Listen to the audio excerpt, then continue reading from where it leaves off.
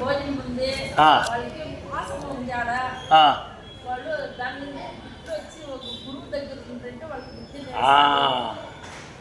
நம்ம அரண்மனையில் இருந்தால் நம்மளுக்கு தேவையான வசதிகள் எல்லாமே இருக்குது. நம்மளுக்கு என்ன குறை இருக்குப்பா சொல்லுங்க பார்க்கலாம்.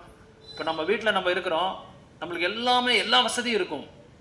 ஏசி இருக்கும், ஃப்ரிட்ஜ் இருக்கும், ரெஃப்ரிஜரேட்டரு, அப்புறம் வாஷிங் மிஷின்னு, எந்த குறையும் நம்மளுக்கு இருக்காது. சரியான உணவு, கரெக்ட் டைமுக்கு உணவு எல்லாமே கரெக்டாக வந்துடும். அதே நம்ம காட்டுக்கு போனால், இல்லை ஒரு சேத்திரத்துக்கு போனால், ஒரு தாமுக்கு போனால், ஒரு பகவானோட கோயிலுக்கு வெளியே போனால் நம்மளுக்கு எல்லாமே டைம் கரெக்டாக கிடைக்குமா? எதுவுமே கரெக்டாக கிடைக்காது. ஏன்னா that is a great austerity we are doing it, that is a great tapasya we are doing it. ஏன்னா குந்தி தேவியும் பாண்டராஜ் டெலிபரேட்லி வேணும்ன்ட்டே அவங்கள அந்த குழந்தைங்களை பாண்டவச எல்லாரையும் வனத்தில் அவங்களை வளர்த்தணுன்ற முக்கியமான ஒரு அம்சம் உத்தேசம் என்னன்னா, they want to be dharmic, they want their children to be dharmic. அவங்களோட குழந்தைகளை தார்மீகமா சனாதன தர்மத்தை அவங்களுக்கு பயிற்சி பண்ணுன்ற ஒரே நோக்கத்தினால அவங்க அங்க வளர்த்துனாங்க.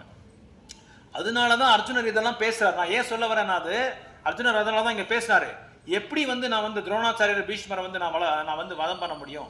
அவங்களை எப்படி நான் இது பண்றது? பீஷ்மாச்சாரியர் யாரு? என்னோட பிதாமகா. துரோணாச்சாரியர் யாரு? என்னோட குரு, எனக்கு கல்வி கொடுத்த ஒரு குரு. இவங்களெல்லாம் நான் எப்படி வதம் பண்றதுன்னு சொல்லி கேட்குறாங்க. ஸோ இங்க அந்த குந்தி தேவியோட அந்த தூய்மையான பக்தி தொண்டுகளை அது நம்மளோட அறிவை வச்சு அதை கிராமப்படுத்துக்கணும் நம்ம. அதனாலதான் இங்க குந்தி புத்ரா அப்படின்னு சொல்றாங்க. புருத்து ஏன்னா புருத்துவான்னு சொல்றாங்க. என்ன புருத்தா? என்னது? குந்தியின் மகனே, கரெக்ட். புருத்தியின் மகனே அப்படின்னா குந்தி தேவியோட பையனே. குந்தி தேவி எப்பேற்பட்ட ஒரு மகா வைஷ்ணவி, எப்பேற்பட்ட மகா வைஷ்ணவி. சீதா மாதா எவ்வளோ எப்பேற்பட்ட மகா வைஷ்ணவி. ஏன் எங்க அப்பா அம்மாவோட பேரெல்லாம் நம்ம எதுக்காக அங்கே சொல்றோம்னா, because they have achieved so much legacy in Dhar life. அவங்க அப்பேற்பட்ட ஒரு பேரை அடைஞ்சிருக்காங்க. அவங்க எப்படி தார்மீகமாக அடைஞ்சிருக்காங்க. பணத்துலையோ சொகசான வாழ்க்கையிலையோ பணத்தை அந்த மாதிரி இதில் கிடையாது. ஆன்மீகமா தார்மீகமா எப்படி அவங்க வளர்ந்தாங்க. இப்போ ஒரு பையனை பார்த்தா நம்ம உடனே அவனை பார்த்த உடனே நம்ம சொல்லிடுவோம், ஓ இந்த மாதிரி பையன், இவன் இவங்க வீட்டு பையன், இவங்க குடும்பம், இவங்க இந்த ஃபேமிலியோட பையன், இந்த வம்சத்தை இந்த வந்தவன் சொல்லி நம்ம உடனே சொல்லுவோம். நம்ம எதுக்காக சொல்லுவோம்? ஏன்னா அவங்களோட பித்ருர்களோ அவங்களோட தகப்பனாரோ தாயோ ரொம்ப பெரிய தார்மீகமான ஒரு செயல் செஞ்சிருப்பாங்க அவங்க. இப்போ ஒன்றும் இல்லை, ஒரு தடவை காட்டில் போயிட்டு இருக்கும்போது பாண்டவாசு திரௌபதி எல்லாம் போயிட்டு இருக்காங்க. அப்படி போயிட்டு இருக்கும்போது உணவுக்கு ரொம்ப கஷ்டமாயிடுச்சு. யாருக்கு? பாண்டவர்களுக்கு. அப்போ ஒரு பெரிய மரத்தை பார்த்தாங்க. அந்த மரத்துல ஒரு தடவை சாப்பிட்டா வாழ்நாள் ஃபுல்லா நம்மளுக்கு பசி ஆகாது. கேள்விப்பட்டிருக்கீங்களா இது? அந்த மரத்துல ஏதாவது கொஞ்சம் சாப்பிட்டா, அந்த பழங்கள் ஏதாவது சாப்பிட்டா வாழ்நாள் ஃபுல்லா நம்மளுக்கு பசியே இருக்காது. அந்த மரத்தை திரௌபதியை பார்க்குறாரு. திரௌபதி பார்த்த உடனே எல்லாரையும் கூப்பிடுறாங்க, பாருங்க இந்த மாதிரி நம்மளுக்கு நல்ல ஒரு சிறப்பான ஒரு மரம் கிடைச்சிருக்கு. இதில் நம்ம சாப்பிட்டுட்டா நம்மளுக்கு வேற இடத்துக்கு நம்ம போனால் கூட நம்மளுக்கு எது பசி ஆகாது. எப்படியாவது இந்த பழத்தை நம்ம பறித்து நம்ம சாப்பிடணும்னு சொல்லி திரௌபதி சொல்கிறாங்க. அப்படி சொல்லும்போது அங்கே பக்கத்திலே ஒரு முனி இருக்காரு. அவரோட முனியோட ஜடை இங்கேருந்து அந்த நம்ம இது வரைக்கும் இருக்குது. நம்ம அந்த ரோடுக்கு அந்த பக்கம் வரைக்கும் இருக்குது. அவங்களோட முடி அந்த மரத்து மேலெல்லாம் போயிருக்கு. அந்த பழத்து மேலெல்லாம் அந்த முடி எக்ஸ்பேண்ட் ஆயிருக்கு, நோக்கி போயிருக்கு. அப்போ அந்த அர்ஜுனர் போய் அதை எடுக்கிறதுக்காக முயற்சி பண்றாரு, முடியல. தர்மர் பார்க்கறாரு, முடியல. நக்கலர் பார்க்கறாரு, முடியல. சகாதேவரும் போய் பார்க்கறாரு, அந்த முடி எடுக்கிறதுக்காக பார்க்கறாரு. யாரோட முடி இது? அந்த முனிவரோட முடி. அப்புறம் கடைசியா பீம நீங்க அப்படி போங்க சொல்லி தட்டி விட்டுறாங்க. எல்லாரையும் தட்டி விட ஆன்னு சொல்லி எழுக்கிறாங்க. ஜெய் என்ற எடுக்க முயற்சி பண்றாங்க, முடியல அவரால். அப்போ திரௌபதி இந்த முனிவருக்கு கோபம் வந்துருச்சு. ஏன்னா அதை தாக்குன உடனே அவர் தபஸ்ல இருக்காரு. எந்த முனிவருக்கும் அவர் தபஸ்ல இருக்கும்போது, தவத்துல இருக்கும்போது யாராவது டிஸ்டர்ப் பண்ணா அவங்களுக்கு கோவம் வந்துடும் உடனே. யார் அது அப்படி பண்றாங்கன்னு சொல்லி வெளியே பாக்குறாங்க. அப்புறம் இவங்களுக்கெல்லாம் கோவம் வந்துடும், இவங்களுக்கெல்லாம் பயம் வந்துருச்சு. முனிவருக்கு தெரிஞ்சிருச்சு ஏதாவது நம்மளை சபிச்சிடுறாங்கன்னு சொல்லி பயம் வந்துருச்சு. அந்த டைம்ல கிருஷ்ணர் பாண்டவாஸ் எல்லாமே திரௌபதி கூப்பிடுறாங்க, கிருஷ்ணரை கூப்பிடுறாங்க. கிருஷ்ணரை பிரார்த்தனை கூப்பிட்டு, ஏ கிருஷ்ணா, முகுந்தா, கேசவா, நாராயணா, மாதவான்னு சொல்லி கூப்பிட்டு, கிருஷ்ணா எங்களுக்கு ரொம்ப பசியா இருக்கு, உணவே கிடைக்காம இருக்கு, எப்படியாவது நீங்க காப்பாற்றணும். அது இல்லாம முனிவரோட முடியை நாங்க இது பண்ணிட்டோம், அபராதம் பண்ணிட்டோம், அவங்க என்ன பண்றவங்க எங்களுக்கு தெரியாதுன்னு சொல்லி அவங்களுக்கு ஒரு பிரார்த்தனை வச்சா. அப்போ கிருஷ்ணர் அவங்க கூட வராரு. சரி நான் சொல்ற மாதிரி நீங்க செய்யுங்க, நான் என்ன சொல்றேனோ அதை மட்டும் நீங்க செய்யுங்கன்னு சொல்லி கிருஷ்ணர் சொல்றாங்க. சரி ஓகே நீங்க சொல்ற மாதிரி நான் செய்யறேன்னு சொல்லி. அப்ப அந்த முனிவரோட அந்த ரூம்ல அந்த ஆசிரமத்துல இவர் போறாங்க. கிருஷ்ணர் முதல்ல போறாங்க. கிருஷ்ணர் போன உடனே இவர் மேல இவருக்கு தெரியும், யாருக்கு அந்த முனிவருக்கு தெரியும் இது யார, இவங்க வந்து முன்னாடி கிருஷ்ணர் வந்ததுனால பின்னாடி இவங்க எல்லாம் வராங்கன்னு தெரியும். அவர் ஒரு கோபத்தில் இருக்காங்க, எப்படியாவது அந்த என்னோட முடிய தாக்குனவங்கள வந்து நான் சபிச்சிடணும், இல்ல அவங்கள வந்து வதம் பண்ணிடணுன்ற ஒரு முடிவோட இருக்காரு. அந்த அந்த உக்ரத்துல இருக்காரு அவர். அப்போ இவர் கிருஷ்ணர் உள்ள போன உடனே முனிவர் வராரு.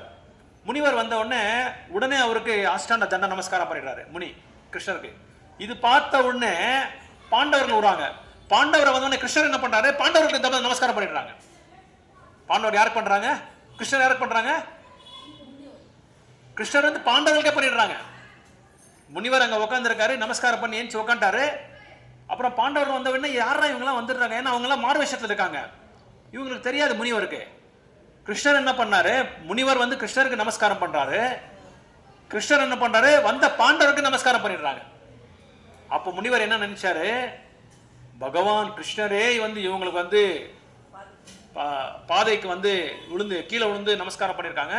அப்போ இவங்க வந்து சர்வசாதாரணமான நபர்கள் கிடையாது, இவங்க வந்து உயர்ந்தமான ஒரு பக்தர்கள், இவங்க உயர்ந்தமான வைஷ்ணவர்கள், இவங்க சாது சங்கங்க, இவங்க சங்கி, இவங்களை எதுவுமே நம்ம பண்ணக்கூடாதுன்னு சொல்லி அவங்களுக்கு என்ன வேணுமோ கிருஷ்ணர் கேட்கிறாரு. இந்த மரத்தோட பழங்களெல்லாம் கொடுத்துருங்கன்னு சொல்லி கிருஷ்ணர் வந்து அவர்கிட்ட ரிக்வெஸ்ட் பண்ணி கேட்கும்போது அந்த முனிவர் என்ன பண்ணாரு, எல்லாமே எடுத்து அவங்ககிட்ட பாண்டவர்கிட்ட கொடுத்துட்றாங்க. ஸோ அதனால குந்தி தேவியும் அந்த பாண்டவரோட அந்த லெகசி, அந்த ப்ராப்பர்ட்டி, அவங்க அந்த அடைஞ்ச அந்த தூய்மையான பக்தி தொண்டுக்கு வந்து அதனாலதான் பகவான் கிருஷ்ணர் கேட்கிறார், நீ எப்பேற்பட்ட தாய்க்கு பிறந்தவனே தெரியுமா சொல்லி கேட்கிறாங்க. அதனாலதான் இங்க பிருதாவின் மகன் சொல்றாங்க, நீ எப்பேற்பட்ட தாய் தெரியுமா, குந்தி எவ்வளவு உயர்ந்தமான பக்தி தொண்டு செஞ்சாங்க தெரியுமா, எத்தனை அவங்க வாழ்க்கையில எத்தனை சேலஞ்சஸ் தெரியுமா அவங்களுக்குன்னு சொல்லி கேட்கிறாங்க. ஒரு நாள் கூட அவங்க சுகமா சந்தோஷமா வாழ்னதே கிடையாது குந்தி தேவி. முழு வாழ்க்கையே வந்து பகவானுக்காகவே பகவானை வந்து சந்தோஷப்படுத்துறதுக்காக தான் அவங்க வந்து இங்க வாழ்ந்திருக்காங்க. அப்பேற்பட்ட பையன் நீ அவரோட பையன் நீ இப்படி வந்து பயந்துக்கலாமா போர் பண்றதுக்கு, நீ வந்து பயந்துக்கலாமா நீ இப்படி போர் பண்றதுக்கு, ஏன் உன்னோட ஹிருதயத்துல தௌர்பல்யம் இருக்கு. தௌர்பல்யம் அப்படின்னு என்ன அர்த்தம்னா பெட்டி மைண்டட்னஸ், அல்பமான புத்தி, சின்ன சின்ன இதுக்கு எல்லாமே என்ன சொல்றது, கோவப்படுறது, சின்ன சின்ன விஷயத்துக்கெல்லாம் நான் பண்ண மாட்டேன்னு சொல்றது, இதான் தௌர்பல்யம் சொல்ற, பெட்டி மைண்டட்னஸ் சொல்றாங்க. ஸோ இப்படி அந்த இதை பத்தி தான் கிருஷ்ணர் இங்க சொல்றாங்க. அந்த கிளைபியம் என்னது, இம்பேஷன்ஸ், இம்பார்ட்டன்ஸ்.